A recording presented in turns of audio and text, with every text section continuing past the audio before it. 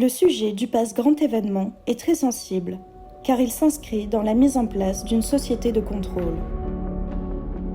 Le pass JO est ainsi un laissez-passer institué pour la durée des Jeux Olympiques.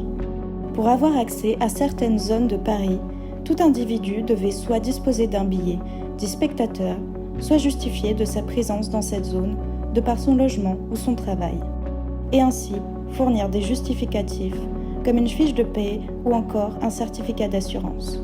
Ce pass est plus contraignant que le pass sanitaire.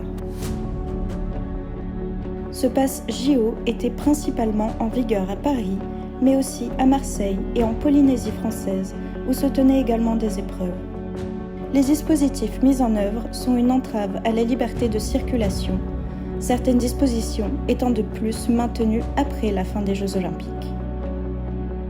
Des moyens de vidéosurveillance avec reconnaissance faciale ont aussi été déployés, que ce soit avant, pendant et après les JO.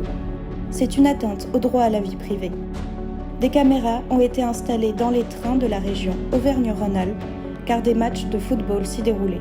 Ces différents dispositifs se basent sur 2 décrets du ministère de l'Intérieur et un communiqué de presse du préfet de police de Paris. Nous estimons donc que le pass JO et le déploiement de moyens de vidéosurveillance ont été réalisés en dehors du cadre légal, une loi devant à minima être votée préalablement. Cela vient en contradiction avec différents principes de la Constitution et différentes lois sont supposées protéger notre vie privée et notre droit d'aller et de venir. D'un point de vue juridique, nous sommes en droit de penser que c'est une atteinte grave aux fondamentaux républicains. Le principal risque est la généralisation pour tout prétexte d'un pass et d'une vidéosurveillance, par exemple au marché de Noël de Strasbourg, à la braderie de Lille, un concert au Stade de France ou encore le Salon de l'Agriculture. Une jauge peut être fixée et concerner n'importe quel événement ou lieu, concert, musée, cinéma, restaurant ou centre commercial.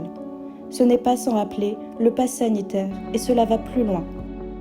Une prochaine étape serait de le généraliser sur tout le territoire en permanence.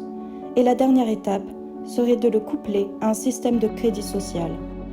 Nous avons la possibilité d'interjeter directement en Cour européenne des droits de l'homme. Pour cela, nous avons besoin de vous.